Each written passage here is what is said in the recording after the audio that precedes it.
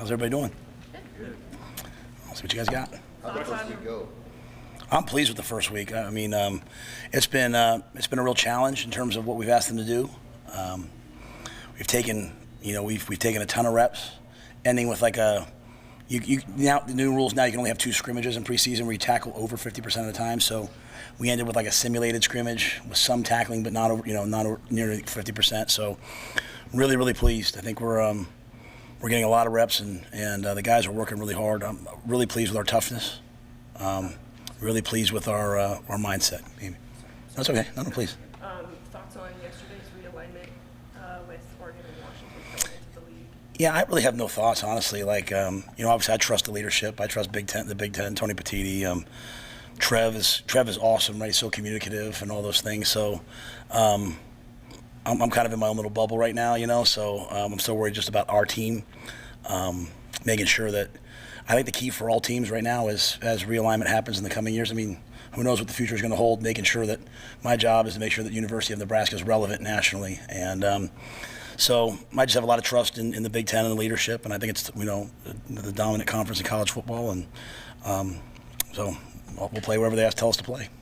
Matt, how's it look at that safety spot with Miles moving on, but also Marquise with the injury as he's rehabbing? What's that look like right now? I think the safeties are one of our strengths. Isaac Giffords, I mean, he's an alpha back there right now. He's had an amazing summer. The jump that I've seen Giff make, his mentality, you don't really realize until we did timing day how athletic he is, he's a 35-inch vertical, 10.5 broad, 4.5 guy. I mean, he's a multi-year probably NFL player, in terms of his talent. And his mindset's come a long way with it in terms of just taking control back there. Deshaun Singleton's playing really well. Omar Brown. We got a lot of guys back there, and I'm really pleased with the young guys, the young people we've brought in. So I think we have a lot of players who can play. We have a lot of flexibility. Tommy Hill's probably the turnaround guy from the time I got here till now. He's become one of the leaders, I think, on the defense. And so we have between Newsome, him, and Hartzog, we have some guys that can play multiple positions as well. So I like our strength in the secondary. I think we're going to be really good. Not to go name by name, but Corey Collier, how's he done? Corey's doing okay. Yeah, Corey's doing well. Corey's got a ton of football in him. We just got to get it out of him. Got a little bit banged up today at practice. Came back out there. So, I'm probably not in a position right now, 5-6 days in, to start talking about this guy's doing better than this guy. There's a couple guys, obviously, that the work through the summer really stands out, like I mentioned, Giff. But, Kobe, Brett's, all those guys back there. We trust them all to go play. Ashton Houseman's, another guy. He's an unbelievably good tester, and you give him an opportunity back there, he does a good job. So I think we have a lot of depth in the secondary. How's the picture along the defensive line? So you've got a couple of returners there, but you also have some guys that are just new, that just got here, and then you also have some freshmen. But do you have a sense of how many you want to rotate there and how those players are looking? Yeah, my message to the team last night was like, hey, I told all the coaches I don't need GMs. Now's not the time to GM. Now's the time to coach, and coach them like they're your own sons. Don't worry about the depth chart. Just coach everybody. So, on the D-line, injuries usually set, you start saying, hey, it'll be this guy, and then it becomes someone else because of injuries. I thought Brody was poised to have a breakout year, and then he got banged up, right? So I think the thing is, Ty Robinson, obviously is an established player. Blaze is a guy that, I think has played a lot of football, that's going to have his best days are ahead. Nash is a, kind of a guy we trust. But some guys have really come on, Sam, like Ruquan Buckley. It's just a testament to, don't see people for what they are, see them for what they could be, and then trust your strength staff. Like Corey and his strength staff, Kristen and our nutrition staff have done an amazing job this summer. Our lateral movement and our movement skills are significantly improved from where they were. Like at the end of spring, things I was concerned about was one of them.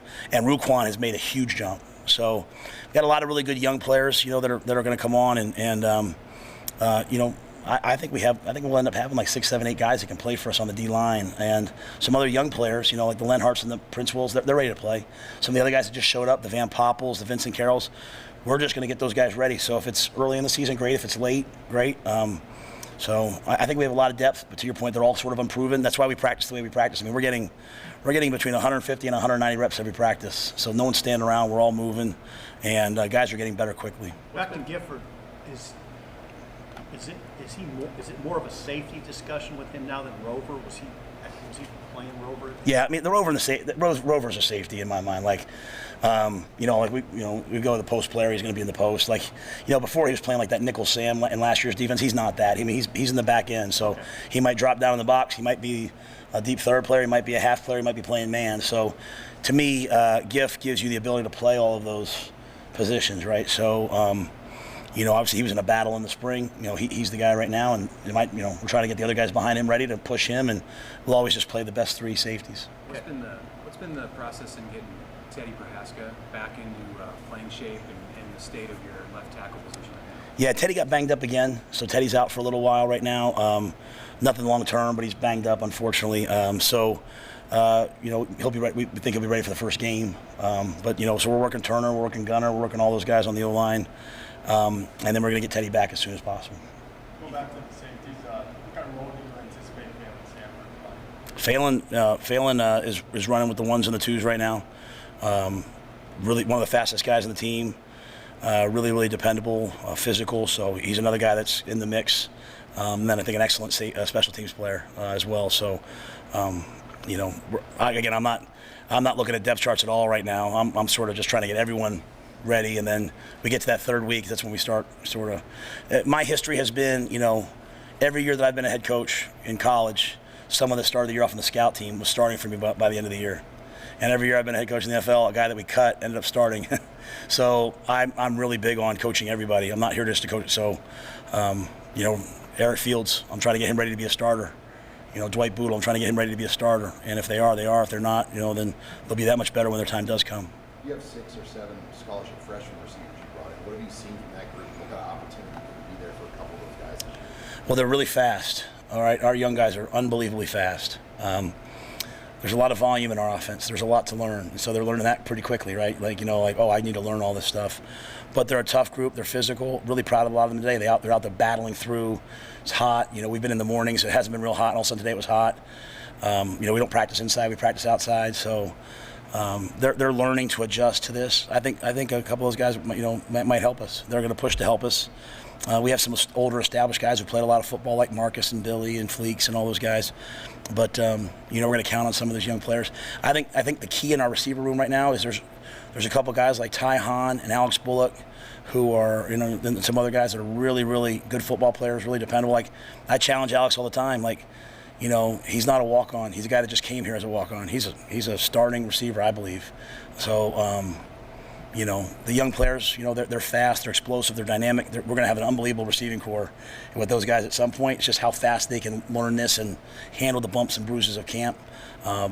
They're trending in the right direction, though. Coach, when you put the guys in the dorms, there was a big emphasis on team building, and you kind of matched them up with guys who didn't really know each other. I know it's only been a week, but have you seen the impact on the field at all with how the dorms are going? I don't know if it shows up on the field necessarily. I think we talk a lot about champions act like champions before they're champions. That's Bill Walsh. They have a winning standard of performance before they're winners. So I'll challenge them hey, that's what I said to the team. Hey, what are some ways that you see us winning and we haven't won yet? Out on the scoreboard.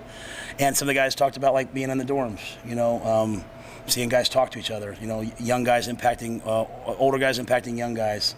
They're pranking the coaches. They're playing cards. I sent a group back last night early. Some of the older guys back early last night. Kept the second and third guys there. Sent the ones back and said, you can't be on your phones. Go back, play cards, do whatever.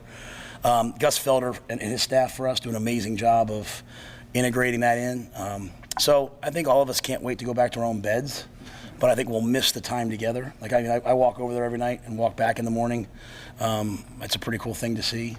And I think that's really the message for us right now is we're not trying to win the preseason. We're not trying to win the propaganda.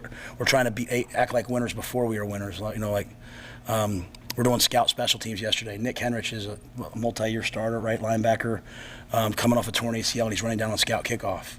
Luke Reimer, all Big Ten players, running down on scout kickoff to give the twos a look. And I'm sitting there like, man, these guys, they sure deserve to win.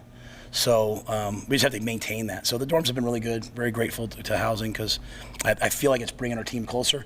And I don't know if it'll show up, to be honest with you, until you have some adversity, right? When everything's going well, you don't really need a lot of leadership.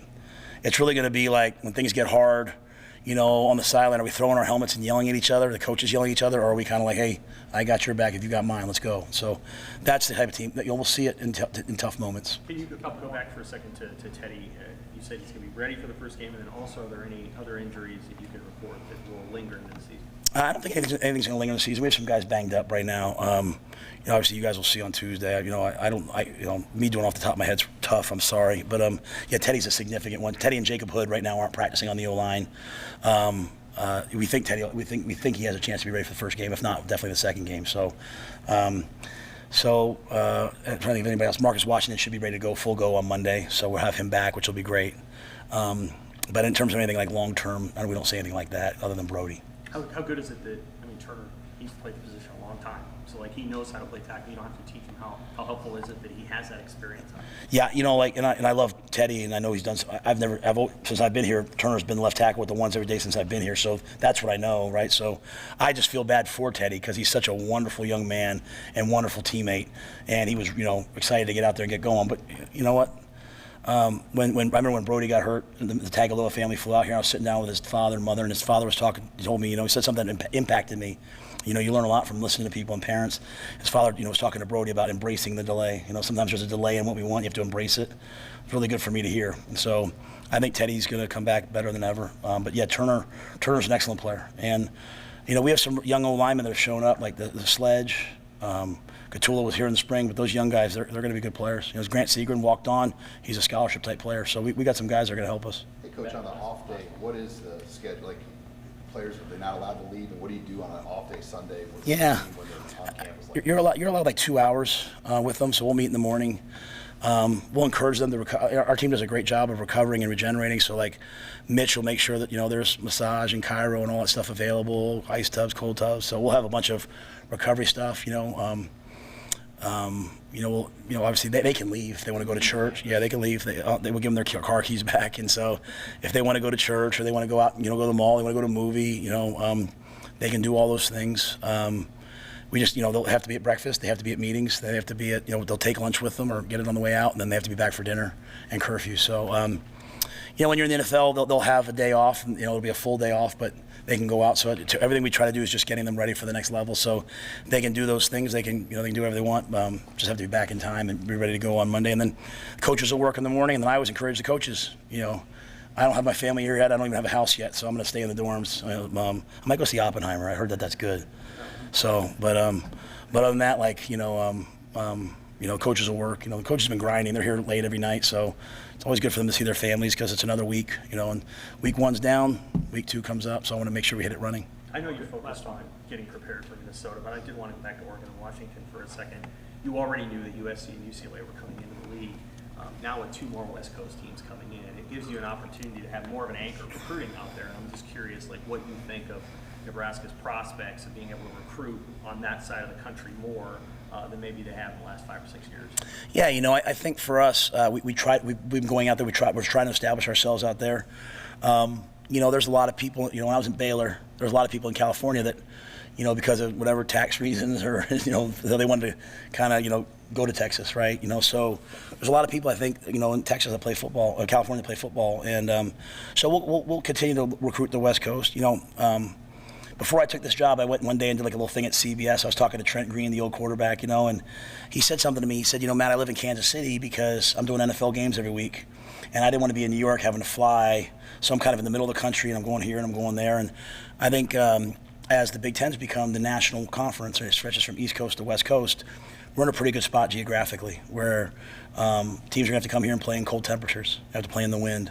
We're going to have, a 2.5-hour flight here, a 2.5-hour flight here, but I think the impact for the sports on the West Coast flying to the East Coast, and more importantly, the East Coast flying to the West Coast, you're on the East Coast and you fly to the West Coast, some teams will try to go a day early, but the research says it's a day per time zone. So you go to the East Coast, you fly to the West Coast, and then you come back, you get back at 5 in the morning. It takes you usually till the next Thursday to get ready for that, right? So, I think it's going to be great for our Olympic sports, okay? Because we're going to have the ability. There's a lot of great schools we can play here, but think about having to go do a weekend run in softball, and you're in the West Coast, having to go all the way to the East Coast and come back.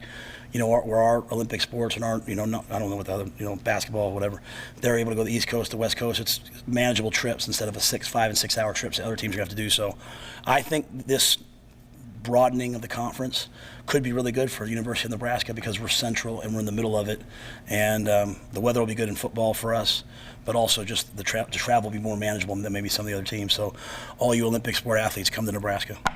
All good. Thanks, guys. Oh, yes, sir.